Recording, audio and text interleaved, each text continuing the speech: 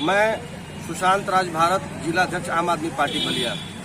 आप बताइए कि बाबा प्रधानमंत्री, बेटा सांसद, नाती एमएलसी पर नाती कतार में, इसके बाद भी बलिया में विकास क्यों नहीं संभव हुआ? अस्पताल में होता क्या है?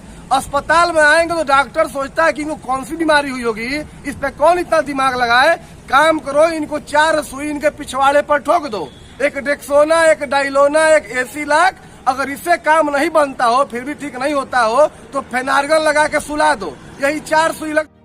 बलिया में लोकसभा 2024 चुनाव को लेकर के आम आदमी पार्टी के जिलाध्यक्ष सुशांत राज भारत ने बीजेपी सरकार को आड़े हाथे लेते हुए बलिया में विकास की बात को लेकर के जम करके हमला बोला। सुशांत राज भारत ने बताया कि बलिया में कितना विकास हुआ है और स्वास्थ्य व्यवस्था किस तरह से चरमराई हुई है। स्वास्थ्य विभाग की पोल खुलते हुए और बलिया के विकास पर जम करके हमला बोलते हुए सुशांत राज भारत आम आदमी पार्टी ने क्या कहा, आगे आइए आपको सुनाते हैं। देखिए, एक तरफ भाजपा से नीरज शेखर जी हैं, दूसरी तरफ सनातन पांडे। आपने सही कहा।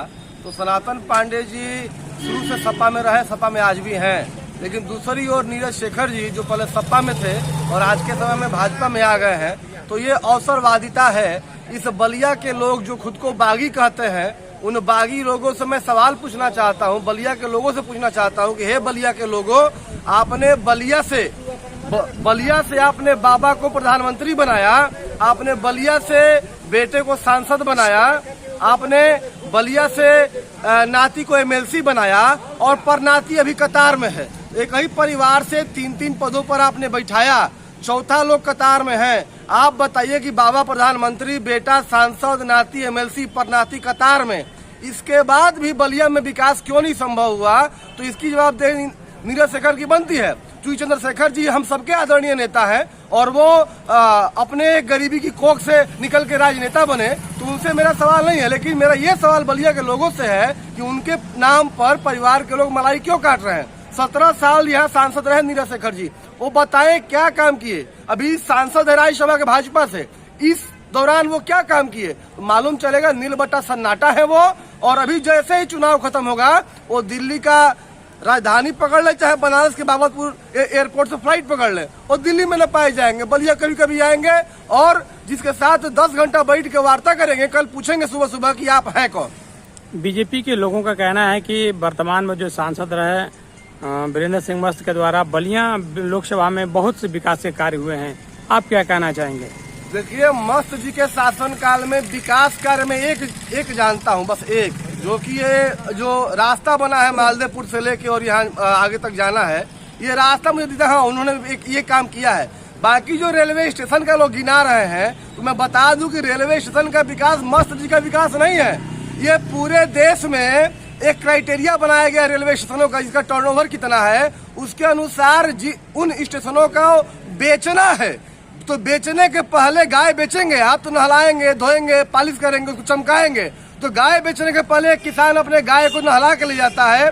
उसी तरह हमारे भारतीय रेलवे के जो रेल मंत्री हैं, प्रधानमंत्री मोदी जी हैं, वो कुछ ऐसे स्टेशनों को चमका रहे हैं जिनको उनको बेचना है अडानी के हाथों में, अंबानी के हाथों में। तो रेलवे स्टेशन उनका विकास नहीं है, ये एक आगे को रेल बेचने की योजना है। बाकी कुछ खास काम उनका नहीं दिखा। हाँ, तुलनात्मक इनसे 5% बेहतर कहे जाएंगे। बलिया में स्वास्थ्य व्यवस्थाएं जो है देखा जा रहा है कि कभी ठीक रहता है, कभी चरमरा जाती है।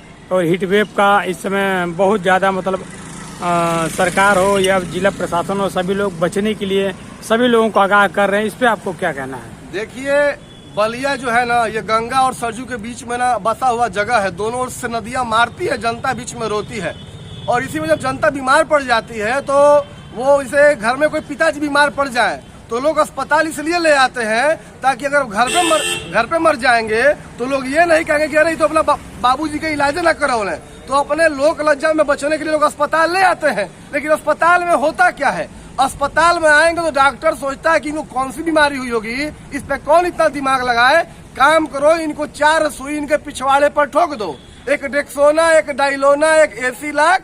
अगर इससे काम नहीं बनता हो, फिर भी ठीक नहीं होता हो, तो फेनार्गन लगा के सुला दो। यही 4 सुई लगती है। बीमारी चाहे सर में दर्द हो, पेट में दर्द हो, चाहे बवासीर हो, चाहे आपको हार्निया हो, वही 4 सुई है जो न लगनी है तो 3 सुई लगाते हैं। पहले डेक्सोना डायलोना एसिलाक आराम नहीं मिला तो फेनार्गन ठोक के आपको ना सुला देंगे।